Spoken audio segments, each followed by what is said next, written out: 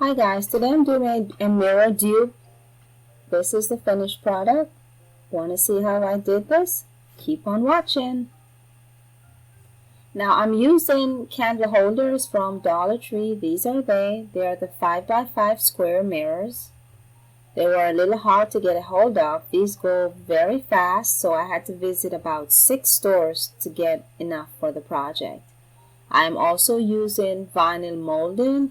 This is the type I use. This is from Home Depot, and they were about $2.30 per 8-foot length. Now you have two options in terms of cutting these. I'm using them to frame the mirrors I showed you earlier. You can do it manually with a miter box. Very difficult since we're doing so many, or you can use a miter saw. I'll be using a miter saw. I've been using a miter saw for a few years now, so I'm familiar with how this works. If you are not a professional, or if you are not used to using a miter saw, I would advise you to ask a friend or the hubby or the bae to assist you with this. We are gonna have to cut 84 pieces, my friends. So get some help if you can. If you have a miter saw, this is going to be fairly easy.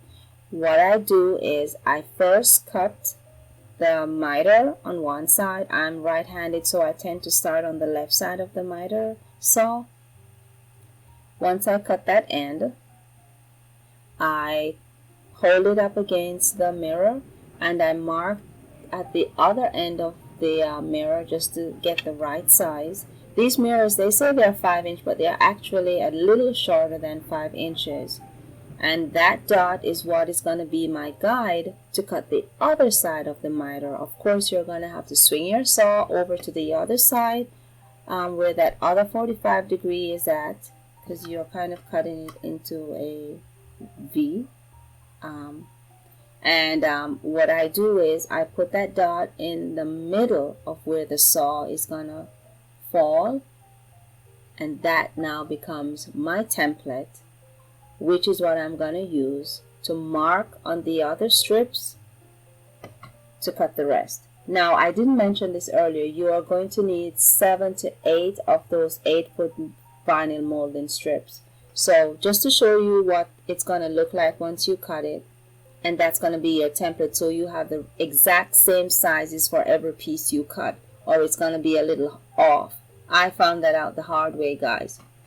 So what I do is I just use that as a template and I mark the pieces right along one strip, and you can get 18 pieces on one strip. That's 4 mirrors, and you have 2 extras left over, 2 pieces for the 5th mirror.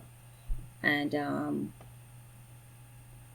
then I start cutting. But you are not going to cut using a miter saw swinging from left to right, left to right. I cut all the right pieces first, and then I go back in, swing my miter saw to the other side, and cut all the left pieces. And that's going to make things go even faster.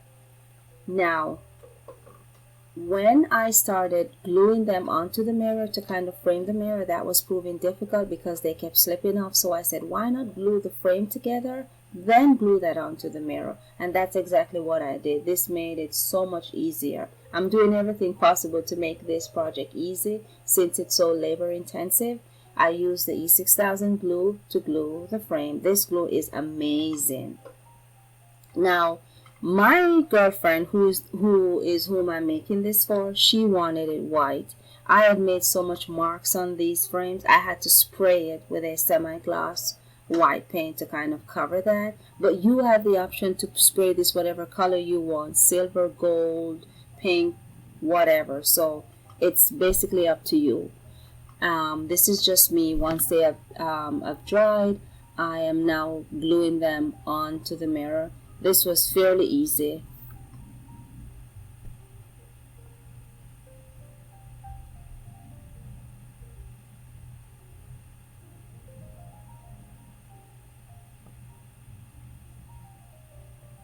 Now, I should say this, guys. I completely forgot to remove the paper back in the sticker that's on the back, the label on the back of the mirror. and went ahead and finished gluing them onto the strips on the back, and never worked. They dried, but they fell off within a couple of hours.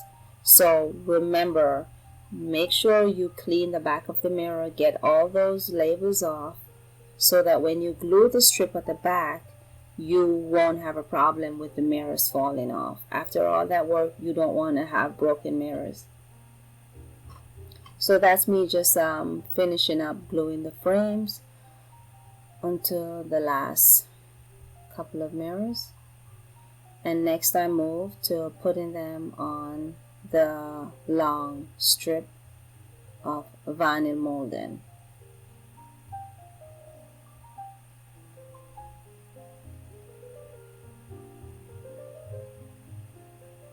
That's paint you're seeing on my hand from spray painting the frames.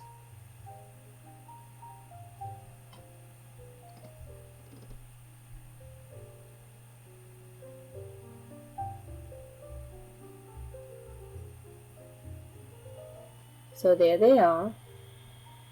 So now I had to move to the floor. So I just laid my strip and put my mirrors on top of them. Initially I was going to space them 2 inches apart, but the consensus in the household, you know how it is when you're working on something, everyone wants to, share in the decision making. So I changed that to 1.5 inches, glue them on, and overnight, that's them dried. They're not going anywhere. That's why I was holding them up and shaking to see that this E6000 is the bomb. Now, this is very important, guys. I made the mistake when I was then gluing them together. I overlapped the vinyl strips. You see that? Do not do that.